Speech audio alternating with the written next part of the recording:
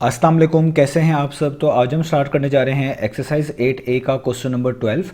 तो मेरे पास ये थिंक न्यू सिलेबस मैथमेटिक्स की बुक 1 है और उसका ये चैप्टर नंबर 8 चल रहा है। मैंने इस चैप्टर के नेम से एक सेपरेट प्लेलिस्ट बनाई हुई है, उसका लिंक भी नीचे डिस्क्रिप्शन में दिया हुआ है ताकि आप लोगों को इस चैप्टर से रिलेटेड तमाम सोल्यूशंस एक जगह पर आसानी से इसी प्लेलिस्ट में मिल सकें। इसके अलावा आपको डिस्क्रिप्शन में मेरे सोशल अकाउंट्स के लिंक यानी मेरी फेसबुक प्रोफाइल, मेरी इंस्टाग्राम प्रोफाइल और मेरा ईमेल आईडी भी मिल जाएगा। आप इन्हीं अकाउंट्स के थ्रू अपने क्वेश्चंस को, सजेशंस को मुझ तक भी पहुंचा सकते हैं।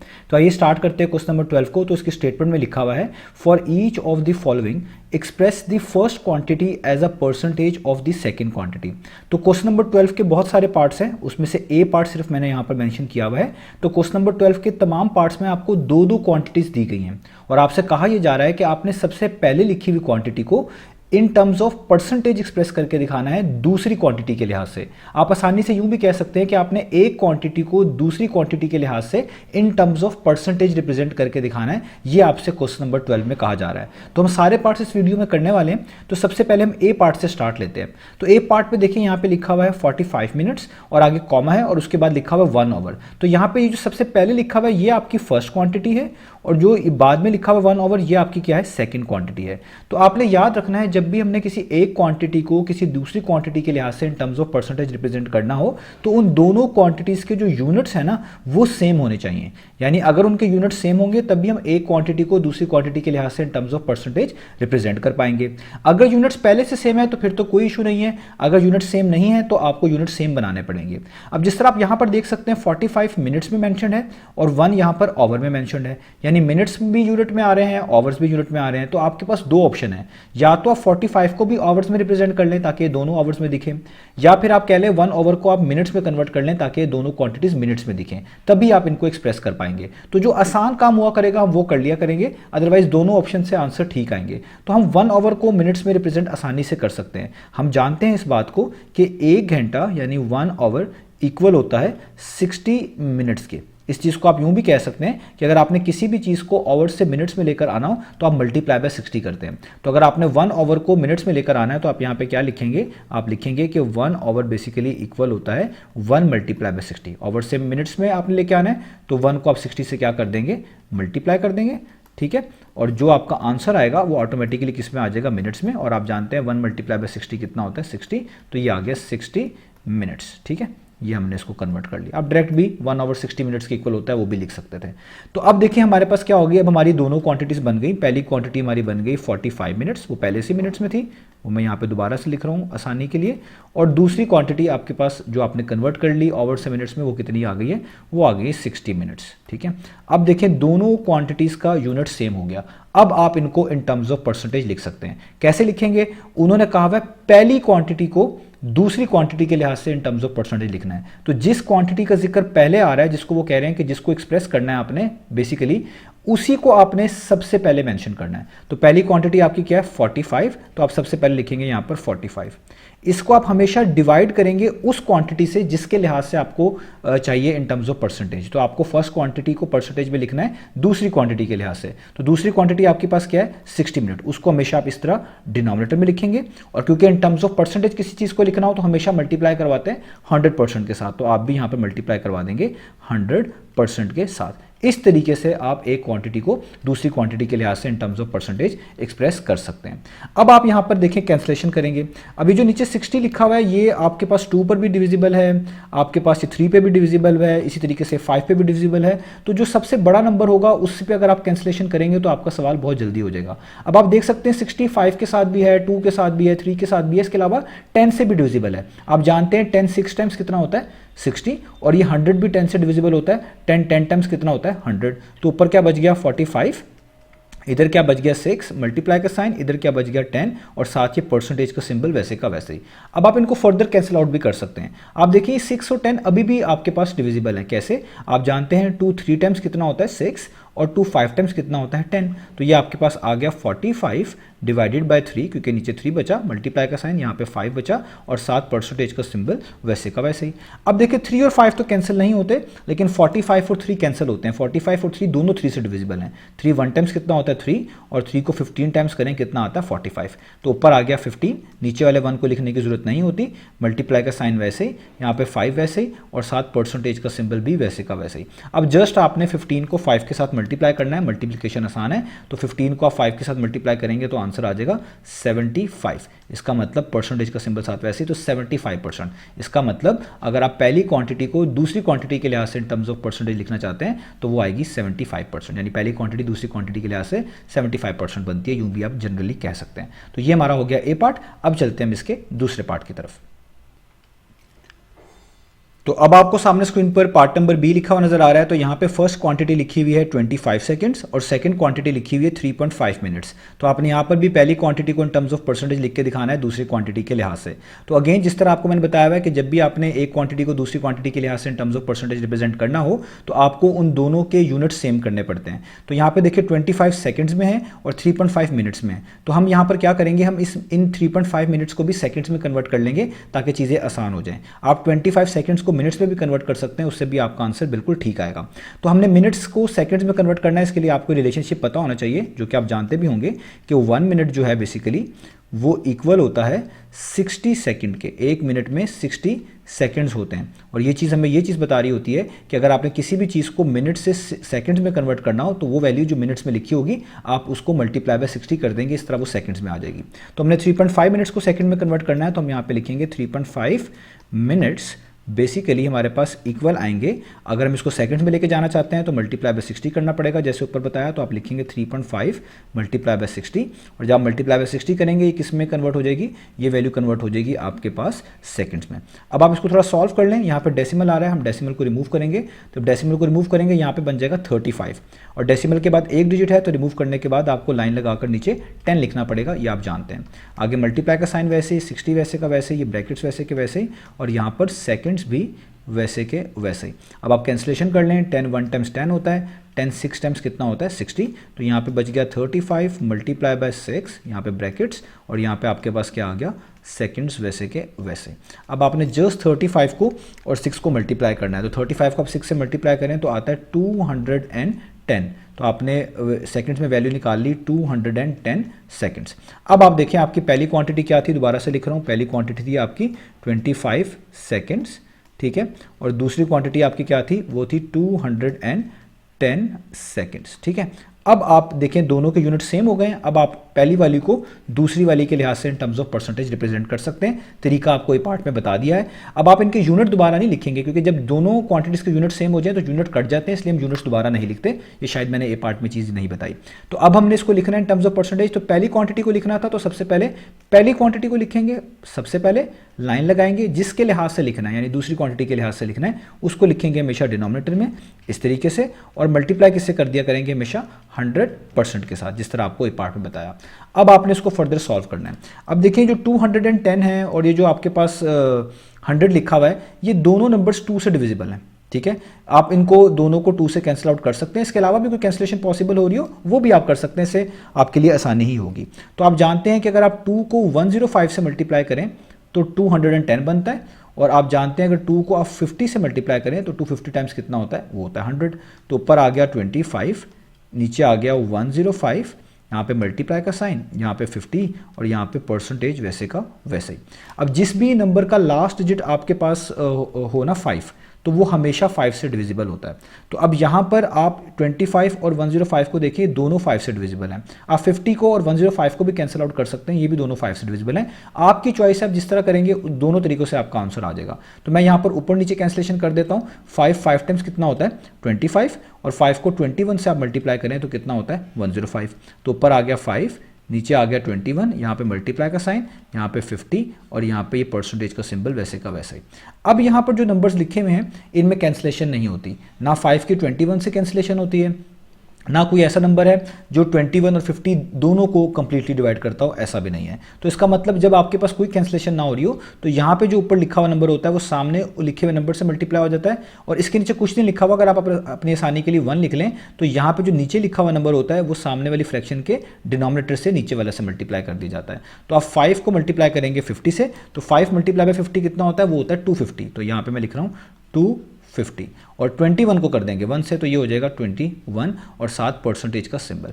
अब हमने इसको फर्दर जो है मिक्स फ्रैक्शन में इसका आंसर कोड कर दें या डेसिमल फॉर्म में कोड कर दें तो ज़्यादा बेहतर है। तो अब इसके लिए हमें डिवीजन करनी पड़ेगी क्योंकि कैंसिलेशन तो इसके अंदर नहीं होती। अब हमें यहाँ पर मैन्युअली डिवीजन करनी पड़ेगी, तो मैं आपको डिवीजन भी करके दिखा देता हूँ ताकि आपके लिए आसानी हो जाए। ठीक है, तो हम यहाँ पर लिखेंगे 250 डिवाइडेड बाय 21। ठीक है, अब आप देखिए मैं यहाँ पे पहले दो डिजिट्स चूज कर रहा हूँ 25, 21 को किससे मल्टीप्लाई करूँगा, 25 या उसके पास आ जाए। आप जानते हैं 21 वन टाइम्स करना पड़ेगा, 21 वन टाइम्स होता है 21, इधर माइनस करेंगे, 5 - 1 कितना हो जाएगा 4, 2 - 2 तो 0 होता है, उसको लिखने की जरूरत नहीं है। अब यहाँ पर आप इस अगले डिजिट 0 को नीचे उतारेंगे ताकि ये बन जाए 40। अब 21 को किससे मल्टीप्लाई किया जाए कि 40 या इसके पास आ जाए। 21 को अगर आप 2 से करते हैं तो जाहिर बात है इससे बड़ा नंबर बन जाएगा, तो 1 से करना पड़ेगा। तो 21 वन टाइम्स कितना आएगा 21। यहाँ पे भी आप इनको माइनस करें, ये 4 3 हो जाएगा, यहाँ पर 1 आएगा, ये 10 हो जाएगा, 10 - 1 कितना होता है 9 और 3 - 2 कितना होता है, वो होता है 1। अब देखिए ऊपर से एक डिजिट आपने उतारना है नीचे, लेकिन ऊपर कोई डिजिट बचा ही नहीं है। जब ऊपर कोई डिजिट ना बचे तो यहाँ तक आप मिक्स फ्रैक्शन जरूर बना सकते हैं। कैसे, आपने ये जो डिनोमिनेटर होता है ना 21, जिसको आप यहाँ पे भी कह रहे हैं, जिससे आप डिवाइड कर रहे हैं, डिवाइजर कह लें इसको नीचे वैसे लिखना होता है। जो चीज़ आपके पास यहाँ पर आ रही होती है, ये आपके पास आप देखें यहाँ पे लिखी हुई है, ये आपका कोशंट होता है। इसको हम क्या बोलते हैं, कोशंट। ये आपने यहाँ पे होल पार्ट के तौर पे लिखना होता है, तो यहाँ पे आप होल पार्ट के तौर पे लिखेंगे कोशंट को, और जो चीज़ रिमाइंडर के तौर पे बची होती है उसको आपने लिख देना होता है यहाँ पर, जिस तरह मैंने लिख दिया। तो देखिए आपने इसकी मिक्स फ्रैक्शन बना दी। ये आंसर भी इसका बिल्कुल ठीक है। अगर आप इसको आगे सॉल्व करना चाहते हैं तो उसके लिए आपको क्या करना पड़ेगा, यहाँ पे डेसिमल लगाना पड़ेगा, एक 0 खुद से लिखेंगे और नीचे इस तरीके से आप एक 0 उतार लेंगे, जिससे क्या बन जाएगा 190। अब आपने अपने डिवीजन को वैसे ही कंटिन्यू रखना है अगर आप डेसिमल फॉर्म में आंसर लेके आना चाहते हैं। अब आपने ये देखना है कि 21 को किससे मल्टीप्लाई किया जाए कि ये जो नीचे वैल्यू आ रही है आपके पास 190 इसके पास आ जाए। तो ऊपर भी जब इधर डेसिमल लगाया ऊपर भी डेसिमल आता है, तो 21 को अगर आप 9 से मल्टीप्लाई करें तो यहाँ पर आता है 189, सबसे क्लोजेस्ट वैल्यू यही बनती है।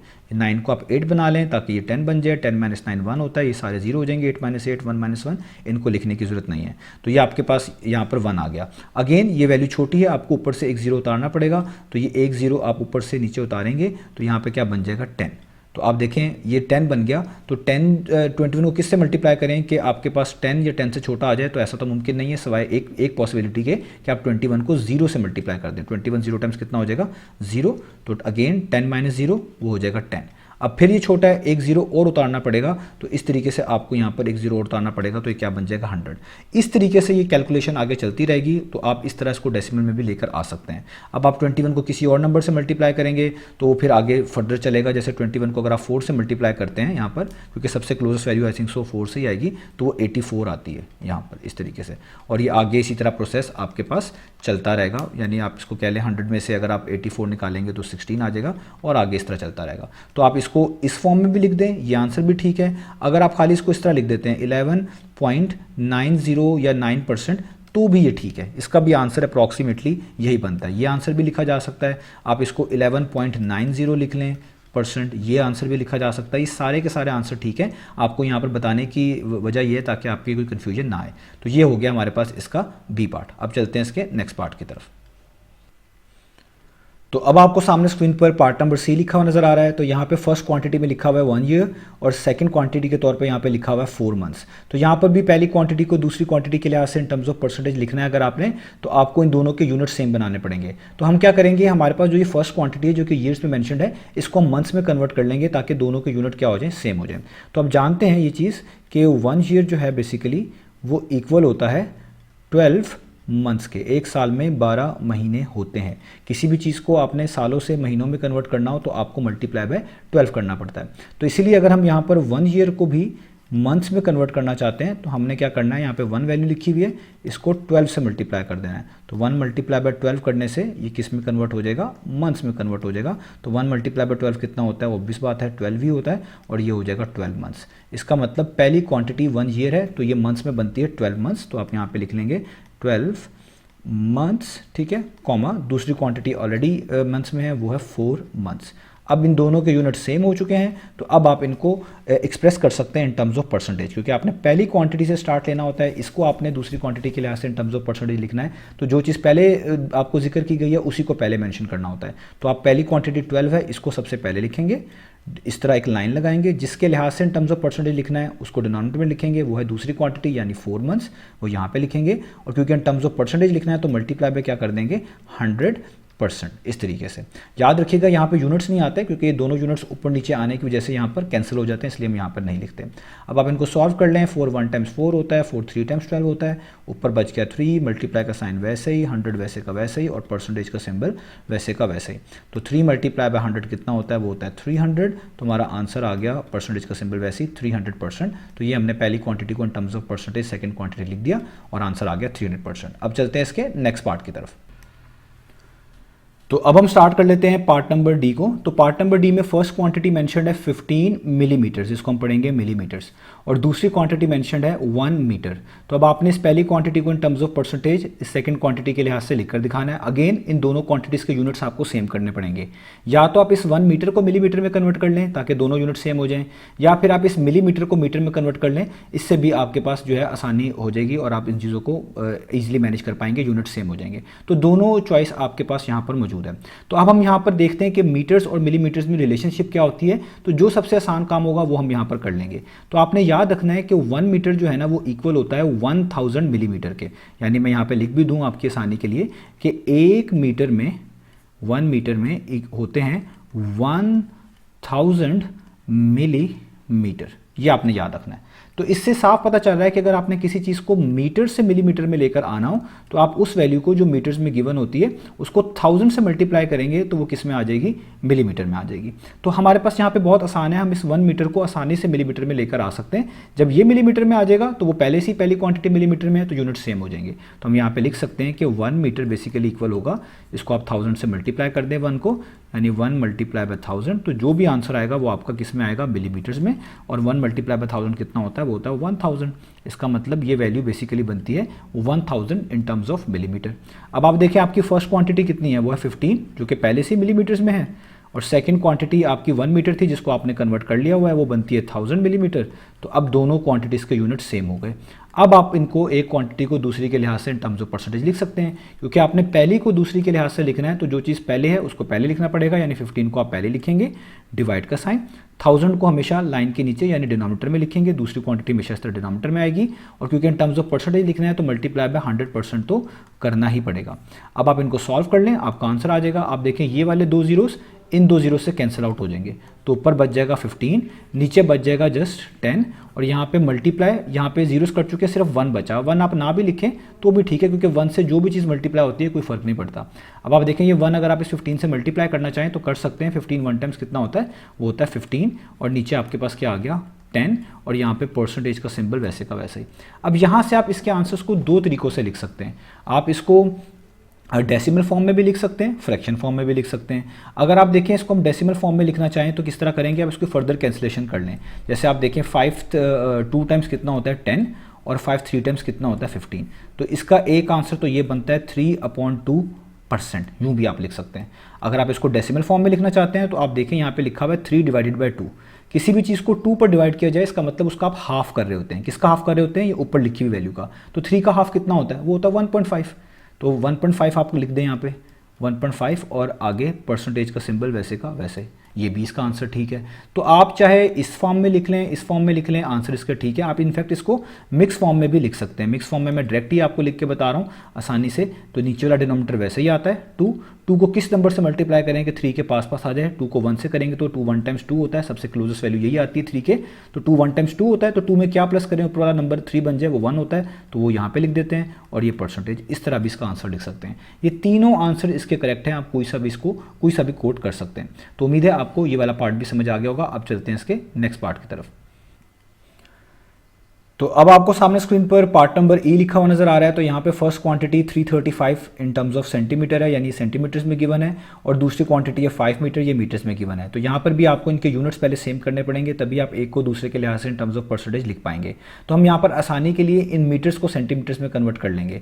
तो उसके लिए आपको बेसिक रिलेशनशिप पता होना चाहिए कि 1 मीटर जो है वो बेसिकली इक्वल होता है 100 सेंटीमीटर के, यानी 1 मीटर में 100 सेंटीमीटर होते हैं। किसी भी वैल्यू को मीटर से सेंटीमीटर में लाना हो तो मल्टीप्लाई बाय 100 किया जाता है। तो इसलिए अब हम 5 मीटर को अगर सेंटीमीटर में लेके आना चाहते हैं तो हम 5 को किससे मल्टीप्लाई करेंगे, 100 से मल्टीप्लाई करेंगे, ताकि ये वैल्यू किस में आ जाए, सेंटीमीटर्स में आ जाए। और आप जानते हैं 500 टाइम्स कितना होता है, वो होता है 500, और साथ क्या आ जाएगा आपके पास, सेंटीमीटर्स। अब आप देखें आपकी पहली क्वांटिटी कितनी है, वो पहले से सेंटीमीटर्स में है, 335 सेंटीमीटर्स।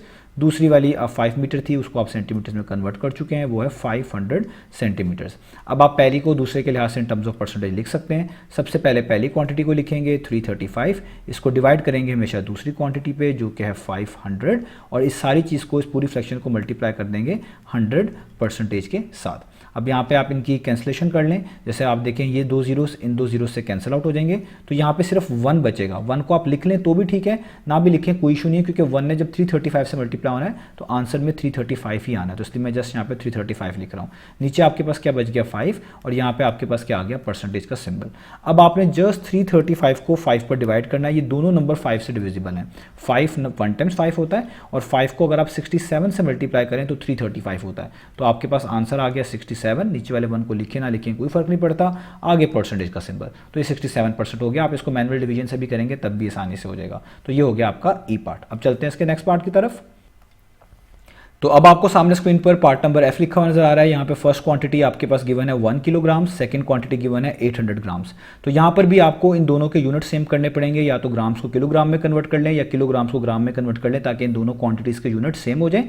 जब सेम हो जाएंगे फिर आप पहली वाली को दूसरी के लिहाज से इन टर्म्स ऑफ परसेंटेज लिख सकते हैं। तो हम आसान काम ये है कि हम किलोग्राम्स को ग्राम्स में कन्वर्ट कर लेते हैं। उसके लिए आपको इनकी बेसिक रिलेशनशिप पता होना चाहिए कि 1 किलोग्राम जो है बेसिकली वो इक्वल होता है 1000 ग्राम के, यानी 1 किलोग्राम में 1000 ग्राम होते हैं। किसी भी चीज़ को जो कि किलोग्राम में मेंशन्ड हो, अगर आप ग्राम्स में कन्वर्ट करना चाहते हैं तो मल्टीप्लाई बाय 1000 करना पड़ता है। तो हम यहाँ पे 1 किलोग्राम को ग्राम में कन्वर्ट करना चाहते हैं, तो आप क्या करेंगे, यहाँ पे 1 को किससे मल्टीप्लाई कर देंगे, 1000 से मल्टीप्लाई कर देंगे। तो आंसर क्या आएगा आपके पास हमेशा ग्राम्स में, जी स्टैंड्स फॉर ग्राम्स। तो 1 मल्टीप्लाई बाय 1000 करें तो आपके पास आता है 1000, आगे ग्राम्स वैसे ही। तो आपने पहली वाली क्वांटिटी को ग्राम्स में कन्वर्ट कर लिया।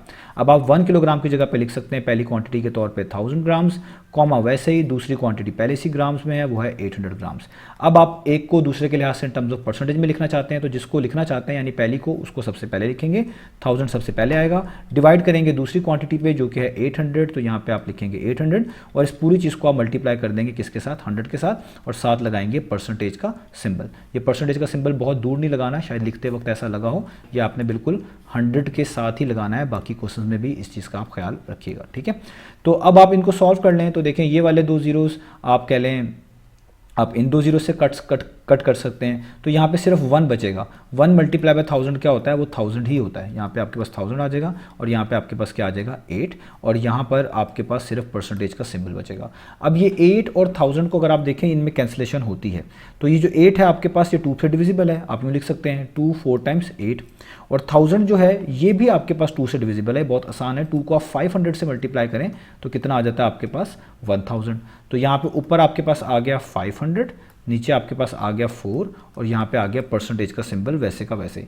क्या अब फर्दर कोई कैंसिलेशन होती है, तो बिल्कुल कैंसिलेशन होती है। आप इनको स्टेप बाय स्टेप भी कर सकते हैं, डायरेक्टली किसी बड़े नंबर से भी कर सकते हैं। जैसे ये दोनों 4 से भी कैंसिल आउट होते हैं, 2 से भी कैंसिल आउट होते हैं। मैं आपकी आसानी के लिए पहले 2 से करूँ, अदरवाइज आप डायरेक्ट 4 से भी कैंसिल आउट कर सकते हैं। जैसे अगर आप 2 टाइम्स करें तो कितना होता है, वो होता है 4, और इसी तरीके से अगर आप 2 को 250 से मल्टीप्लाई कर दें तो वो कितना होता है 500। तो ऊपर आ गया 250, नीचे आपके पास क्या आ गया 2, और यहाँ पे परसेंटेज का सिंबल वैसे का वैसे ही। अब देखें और भी आसान हो गया। अब 250 को आपने 2 पर डिवाइड करना है, तो ये दोनों नंबर्स 2 से डिविजिबल हैं। 2 1 टाइम्स 2 होता है, और 2 को 125 से मल्टीप्लाई करें तो पूरा 250 होता है। तो यूँ भी कह सकते थे 250 को 2 पर डिवाइड करने का मतलब है 250 का हाफ। 250 का हाफ कितना होता है 125। तो यहाँ पे आप डायरेक्ट लिख देंगे 125 और आगे परसेंटेज का सिंबल। तो हमारा आंसर आ गया, पहली quantity in terms of percentage दूसरी क्वांटिटी के लिहाज से बनती है 125%। तो ये हमारे पास हो गया ये वाला पार्ट। अब चलते हैं इसके नेक्स्ट पार्ट की तरफ। तो अब आपको सामने स्क्रीन पर पार्ट नंबर जी लिखा हुआ नजर आ रहा है। तो यहाँ पे जो फर्स्ट क्वांटिटी है वो है 60 डिग्री। ये जो ऊपर सिंबल बना हुआ है इसको हम डिग्री पढ़ते हैं, ठीक है, याद रखिएगा। इस सिंबल को हम क्या पढ़ते हैं, डिग्री। ये वहाँ पे यूज़ करते हैं जहाँ पे एंगल्स की बात हो रही हो। तो 60 डिग्री एक तरह का एंगल है। ये दूसरी क्वांटिटी लिखी हुई है 360 डिग्री, ये भी एक तरह का एंगल है। तो आप देखें दोनों के यूनिट सेम है, दोनों के ऊपर डिग्रीज ही मेंशन है। तो इसका मतलब आपको यहाँ पर यूनिट्स को चेंज करने की या सेम बनाने की जरूरत नहीं है। यहाँ पे सब चीज़ें पहले से ठीक है। जस्ट आपने पहली क्वांटिटी को दूसरी क्वांटिटी के लिहाज से in terms of percentage percentage लिखना है। तो पहली क्वांटिटी क्या है 60 डिग्री, उसको आप पहले लिखेंगे इस तरीके से। यूनिट्स नहीं आप इनके ऊपर डालेंगे, यूनिट्स की डालने की जरूरत नहीं होती है, एक तरह के यूनिट्स कैंसिल आउट हो जाते हैं। डिवाइड करेंगे इसको उस क्वांटिटी से जिसके लिहाज से इन टर्म्स ऑफ परसेंटेज लिखना है, तो वो है दूसरी क्वांटिटी यानी 360 डिग्री। यहाँ पे आप लिखेंगे 360 डिग्री और मल्टीप्लाई कर देंगे सारे को 100% के साथ, जिस तरह मैं आपको पिछले पार्ट से बताता आ रहा हूँ। ठीक है, अब आप इनको फर्दर सॉल्व करें। जैसे आप देखें, आप इस जीरो को इस जीरो से कैंसिल आउट कर दें तो आपके पास यहाँ पे बच जाएगा 60, नीचे आपके पास बचेगा जस्ट 36 क्योंकि एक जीरो कैंसिल आउट हो चुका है, और यहाँ पे बच जाएगा 10 और साथ आपके पास क्या आ चुका है परसेंटेज का सिंबल। अब आप फर्दर भी इनको कैंसिल आउट कर सकते हैं। ये ऊपर नीचे आप देखें, ये दोनों ऐसे नंबर्स लिखे हुए हैं जो 6 पर डिविजिबल होते हैं। 6 टाइम्स कितना होता है आपके पास 36, 6 10 टाइम्स कितना होता है वो होता है 60। तो ऊपर आ गया 10, नीचे आपके पास आ गया 6, मल्टीप्लाई का साइन, और ये वाला 10 वैसे का वैसे ही और परसेंटेज का सिंबल वैसे का वैसे ही। आप यहाँ पर क्रॉस कैंसिलेशन भी कर सकते थे, वो भी आपकी अपनी चॉइस है। ठीक है, अब आप यहाँ पे देखें ये फर्दर कैंसिलेशन होती है। यहाँ पर 2 3 टाइम्स कितना होता है 6, और 2 को 5 टाइम्स आप कर दें 10, तो यहाँ पे आता है 5। अब ये ऊपर भी कैंसिल आउट कर सकते थे, वो भी सही था। तो यहाँ पे हो जाएगा 10 डिवाइडेड बाय 3 मल्टीप्लाई बाय 5, और यहाँ पे परसेंटेज का सिंबल वैसे का वैसे ही। अब इनमें कोई भी कैंसिलेशन नहीं होती, तो 5 के नीचे आप 1 लिख दें। ये एक तरह की दो फ्रैक्शंस बन गई, और जब कोई फ्रैक्शन में कैंसिलेशन ना हो रही हो तो न्यूमरेटर में लिखे हुए नंबर को सामने वाली फ्रैक्शन के न्यूमरेटर से, और डिनोमिनेटर में लिखे हुए नंबर को सामने वाली फ्रैक्शन के डिनोमिनेटर से मल्टीप्लाई कर देते हैं। तो 10 5 से मल्टीप्लाई हो जाएगा वो कितना आ जाएगा 50, और 3 1 से मल्टीप्लाई हो जाएगा वो कितना आ जाएगा 3, और 7 परसेंटेज का सिंबल वैसे का वैसे ही। अब आपको डिवाइड करना पड़ेगा इसको मिक्स फ्रैक्शन वगैरह की फॉर्म में लिखने के लिए, तो आप 50 को यहाँ पर डिवाइड करें किस पर 3 पर डिवाइड करें इस तरीके से। अब आप यहाँ पर स्टेप बाय स्टेप भी कर सकते हैं, जिस तरह आपको आसान लगती है। आप वैसे इसकी डिवीजन कर लें, डिवीजन आपको आती है। तो सबसे पहले हम यहाँ पे स्टेप बाय स्टेप करते हैं। 3 1 टाइम्स कितना होता है वो होता है 3, तो 5 - 3 कितना हो जाएगा वो हो जाएगा 2, और आपको अगले डिजिट को यहाँ पर नीचे उतारना पड़ेगा। तो अगला डिजिट क्या है 0, यानी ये बन गया 20। अब 3 को किस नंबर से मल्टीप्लाई करेंगे 20 है, 20 के पास आ जाए। आप जानते हैं 3 6 टाइम्स कितना होता है 18, तो 20 - 18 कितना होता है 2। अब देखिए अगला डिजिट नीचे उतारना है तो आगे डिजिट खत्म हो गया। इसका मतलब जब डिजिट आगे खत्म हो जाए आप इसको मिक्स फ्रैक्शन में यहाँ पर लिख सकते हैं। कैसे लिखेंगे आपको पता है, वह डिनोमिनेटर वैसे ही आएगा, 3 यहाँ पर वैसे का वैसे ही आता है। जो चीज़ यहाँ पर कोशेंट के तौर पे लिखी होती है आपको पता है वो यहाँ पर मेंशन करनी पड़ती है होल पार्ट के तौर पे। जो यहाँ पर रिमाइंडर के तौर पे लिखी होती है वो यहाँ पर ऊपर लिखनी पड़ती है। तो ये आपका आंसर आ गया मिक्स फ्रैक्शन में। अगर आप इसको फर्दर भी सॉल्व करना चाहते हैं तो भी हो जाएगा, यानी अब आप यहाँ पे डेसिमल लगाएं, यहाँ पे डेसिमल लगाएं, इधर एक 0 लिख के नीचे उतार लें ताकि 20 बन जाए। फिर 3 6 टाइम्स करना पड़ेगा, ये 18 आएगा, 20 - 18 फिर 2 हो जाएगा। फिर एक 0 लगाना पड़ेगा नीचे ताकि ऊपर, ताकि नीचे उतारा जाए 20 हो जाए। फिर 3 6 टाइम्स करना पड़ेगा तो ये आपके पास 18 हो जाएगा, और फिर 20 - 18 कितना हो जाएगा 2 हो जाएगा। और ये इस तरह देखिए आगे चलता जाएगा, यानी 16.66 इस तरह आते जाएंगे। तो अगर आप इसको 3 सिग्निफिकेंट फिगर तक राउंड ऑफ करके लिखना चाहते हैं तो आपका ये पहला सिग्निफिकेंट फिगर, ये दूसरा, ये तीसरा, और तीसरे के राइट पे जो देखें वो एक डिजिट लिखा हुआ है 6। अगर ये सर्कल किया और डिजिट 5 या 5 से बड़ा हो तो लास्ट वाले डिजिट में 1 ऐड कर देते हैं। तो लास्ट डिजिट में 1 ऐड होगा क्योंकि ये 5 से बड़ा है, तो 6 + 1 कितना होता है 7। तो आप इसको जस्ट यूँ भी लिख सकते हैं 16.7%। ये आंसर भी आपका बिल्कुल ठीक है। तो ये आपकी चॉइस है, आप जिस तरह भी इसको मेंशन करना चाहें तो ये आप पे डिपेंड करता है। तो यहाँ पे इसका हो गया जी पार्ट। अब चलते हैं इसके नेक्स्ट पार्ट की तरफ। तो अब हमारे पास ये लास्ट पार्ट है, पार्ट नंबर एच। तो यहाँ पे लिखा हुआ है फर्स्ट क्वांटिटी के तौर पे 63 सेंट्स और दूसरी क्वांटिटी लिखी हुई है $2.10। तो दोनों क्वांटिटीज़ के यूनिट एक जैसे नहीं है। पहली क्वांटिटी सेंट्स में है, दूसरी क्वांटिटी डॉलर्स में है। या तो ये तो दोनों सेंट्स में होनी चाहिए थी तब काम चल जाता, या ये दोनों डॉलर्स में होनी चाहिए थी तब आपका आंसर आसानी से आ जाता। तो हमें यहाँ पे यूनिट सेम बनाने पड़ेंगे। तो आसान काम ये है कि हम डॉलर्स को सेंट्स में ले आते हैं। तो आप ये चीज़ जानते हैं कि जो $1 होता है आपके पास वो इक्वल होता है 100 सेंट्स के, यानी किसी भी चीज़ को डॉलर से अगर आप सेंट्स में कन्वर्ट करना चाहते हैं तो वो वैल्यू जो डॉलर में लिखी हुई है उसको जस्ट 100 से मल्टीप्लाई कर दें, वो सेंट्स में आ जाएगी। तो यहाँ पे हम यही करेंगे कि जो 2.10 आपके पास डॉलर्स हैं इनको हम सेंट्स में लेकर आएंगे, यानी हमें 2.10 को मल्टीप्लाई करना पड़ेगा 100 के साथ ताकि ये किस में कन्वर्ट हो जाए, ये कन्वर्ट हो जाए सेंट्स में। तो यहाँ पर हम इसको सॉल्व कर लेते हैं। मैंने मल्टीप्लाई तो कर दिया, डेसिमल को हटाना पड़ेगा। डेसिमल हटाएंगे तो ये बन जाएगा 210, और डेसिमल हटाने के बाद आपको नीचे डिनोमिनेटर में कुछ लिखना पड़ता है और वो यहाँ पे डिसाइड होता है कितने डिजिट हैं इसके आगे। अगर 1 हो तो 10 लिखना पड़ता है, डेसिमल के आगे 2 डिजिट हो तो 100 लिखना पड़ता है। तो यहाँ पे 2 डिजिट्स हैं तो आपको 100 ही लिखना पड़ेगा, मल्टीप्लाई बाय 100 वैसे का वैसे ही, और यहाँ पे जो सेंट्स हैं ये आप वैसे का वैसे ही लिख लें। तो ये 100 इस 100 से कट गया तो यहाँ पे जस्ट बच गया 210 सेंट्स। तो आपने दूसरी क्वांटिटी को सेंट्स में कन्वर्ट कर लिया। अब आप लिख लें दोबारा से, तो पहली क्वांटिटी तो थी सेंट्स में 63 और दूसरी क्वांटिटी आपने लिख ली 210 जो कि सेंट्स में आ चुकी है। तो अब आपने ये $2.10 को आपने सेंट्स में लिखा था, वही मैंने यहाँ पे लिखा है। अब आपने पहली क्वांटिटी को दूसरी क्वांटिटी के लिहाज से सेंट्स में लिखना है, तो इसलिए पहली को सबसे पहले लिखेंगे क्वांटिटी को, पहली क्वांटिटी को दूसरी क्वांटिटी के लिहाज से इन टर्म्स ऑफ परसेंटेज लिखना है, मैं कुछ और बोल गया। तो पहली क्वांटिटी को आप पहले लिखेंगे, दूसरी क्वांटिटी को हमेशा की तरह डिनोमिनेटर में लिखेंगे और मल्टीप्लाई कर देंगे 100% के साथ। अब इसमें आप फर्दर सॉल्व कर लें, ये 0 इस 0 से कट जाएगा, यहाँ पे बच जाएगा 63, नीचे बच जाएगा 21, यहाँ पे बच जाएगा 10 और 7% का सिंबल वैसे का वैसे ही। अब ये जो 63 है ये भी आपके पास 3 से डिविजिबल है, आप जानते हैं 321 टाइम्स कितना होता है, वो होता है 63, और नीचे वाला 21 भी 3 से डिविजिबल है, 3 7 टाइम्स कितना होता है, वो होता है 21। तो ये ऊपर आ गया 21, नीचे आ गया 7, मल्टीप्लाई का साइन 10 वैसे का वैसे ही, परसेंटेज का सिंबल वैसे का वैसे ही। अब आप जानते हैं ये भी कट जाते हैं ऊपर नीचे, 7 1 टाइम्स 7 होता है, 7 3 टाइम्स 21 होता है, ऊपर आ गया 3, मल्टीप्लाई का साइन आगे 10 और परसेंटेज का सिंबल वैसे का वैसा ही। और 3 को अब आप 10 से मल्टीप्लाई कर दें तो कितना आता है 30, तो आंसर आ गया 30%। तो इसका मतलब आपने ये लास्ट वाला पार्ट भी सॉल्व कर लिया। पहली quantity in terms of percentage second quantity की बनती है 30%। तो ये हमने फाइंड आउट करके दिखाना था। तो उम्मीद है आपको तमाम के तमाम पार्ट समझ आ गए होंगे। इंशाल्लाह अब नेक्स्ट वीडियो में मिलेंगे बाकी सॉल्यूशंस के साथ।